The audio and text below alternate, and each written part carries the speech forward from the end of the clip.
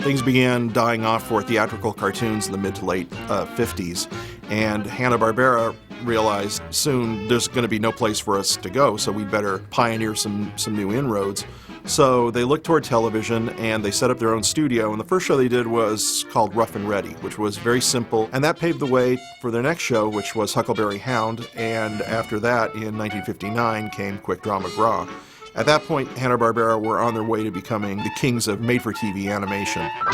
Quick Draw McGraw is the last of the made-for-TV cartoons that could easily have been a theatrical cartoon character. You know, he's a Western star. At this time in the late 50s and early 60s, there was a lot of programming that was Westerns, and people just loved this stuff.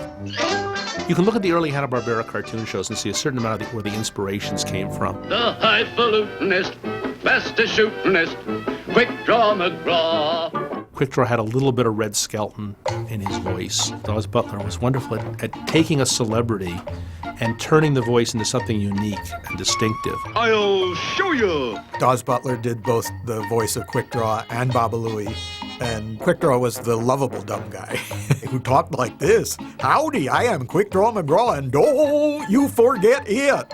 That was one of his catchphrases. That's where Hanna-Barbera were the kings, was coming up with the catchphrases that you remember, whether it was Yabba Dabba Doo or, a Quick Draw. Well, hold on there, Quick Draw, I think I'll do the thinning around here, Baba Louie. We repeated those ad nauseum. This loping along is tough on my feet, but your singing is tougher on my ears, don't you think? I'll do the thinning around here, Baba boy, and don't you disremember it. Baba Louie was the latest in a long tradition of ethnic sidekicks that get the upper hand on everybody. Baba had a little bit of Desi Arnaz in his voice. I seen you sing like a bird, Quick Draw. He was a very smart character that you identified with. Quick Draw was a pretty stupid character at times, but you knew he was good because Baba was devoted to him. We knew Baba Louie was a good guy. I like that Quick Draw.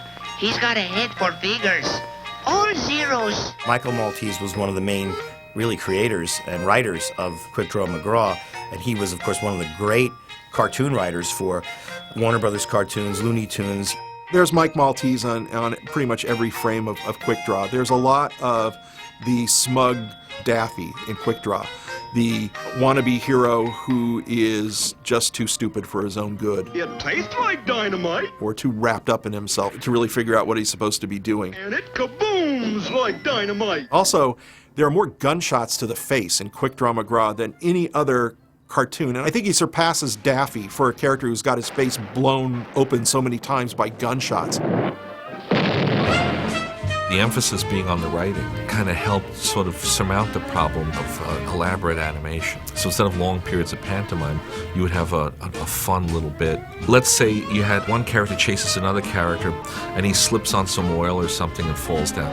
And years ago, you would animate the whole thing of the character falling and banging his head or whatever. The way Bill and Joe worked it out was that the character's running on a cycle. He hits the oil slick or whatever, slides yelling, and it actually goes off screen, and then the camera shakes and you hear a big crash, and then you cut to him and he's in this situation.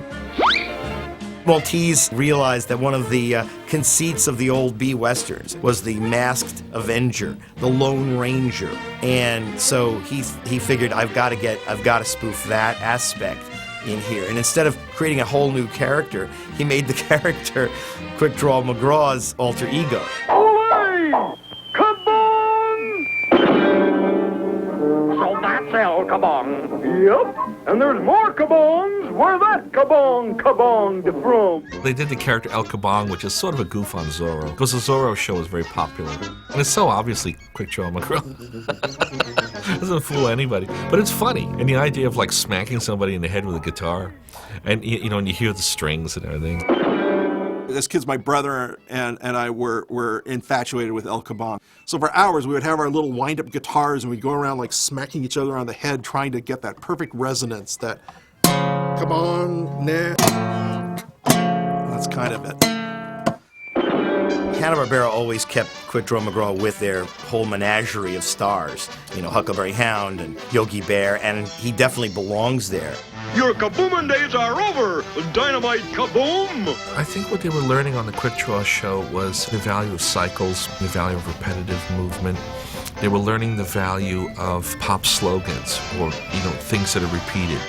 Why didn't I think of that? It was trying to coax the maximum amount of humor out of, the smallest amount.